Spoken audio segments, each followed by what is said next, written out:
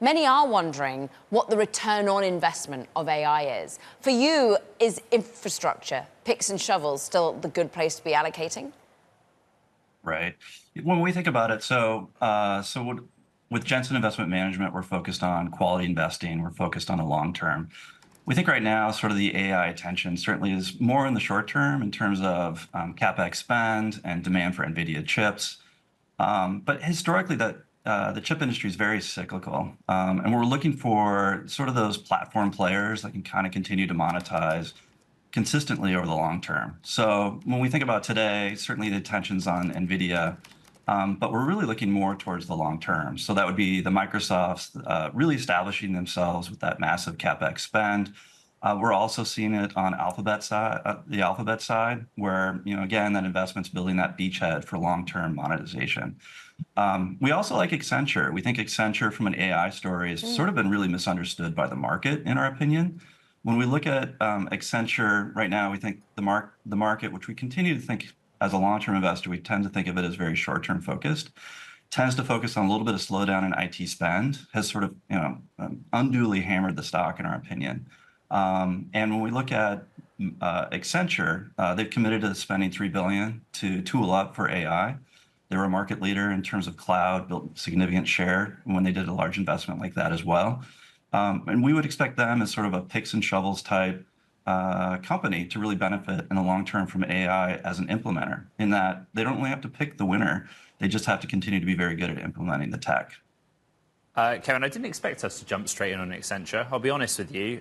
It's a pretty big week. Economic data, Powell speaks, and everyone has a lot of anxiety about Nvidia on August 28th. Which is the most important for you? I mean, for us, when we look at Nvidia, it's interesting, but we don't own Nvidia.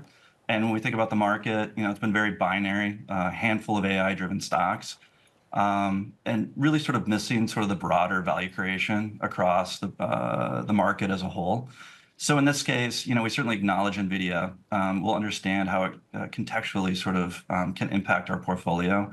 What we're really sort of keyed in on the short term is just sort of continuation of that sort of trend and migration from a long-term perspective towards AI, but also broader tech, and seeing how healthy it is in terms of growing.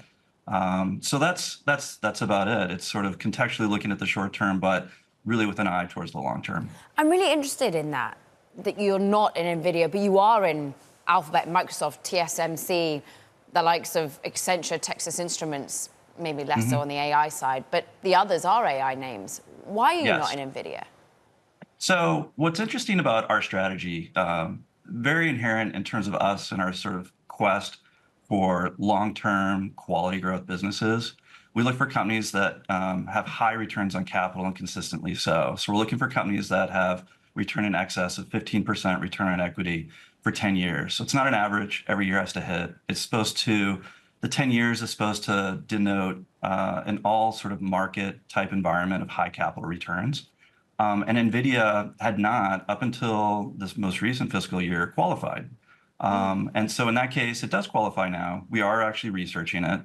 Our sense, when we look at the valuation, would be that from a fundamental standpoint, we'll probably like it. But I think from a valuation standpoint, for us, too rich to sort of enter a position. Right now, Kevin, the Nvidia side of the equation on AI is easier to understand. The CapEx investment on AI infrastructure is there. If you go back to your Accenture example, I find really interesting. Where people struggle is to see the top line growth coming out the other side, those that are working on AI services and products. Do you see it? It's early days. We've seen, what's interesting is you look at the growth in terms of AI projects and spend for Accenture has been growing dramatically. And so, but relative to total revenue, it's not as large yet. And that's typically what you see in these sort of early adoptions of newer or new technologies. You sort of see a small base, large growth. And right now, relative to the overall picture, it looks small. And I think the market, from our perspective, when we look at it, the market's so focused on short-term gains that in essence, sort of looking at the trees, and we're trying to look at the forest. And we like the trend, we like the direction. And having been invested in this company for a long time and seeing this sort of play out before in other tech trends, we're incredibly excited about the opportunities ahead for Accenture.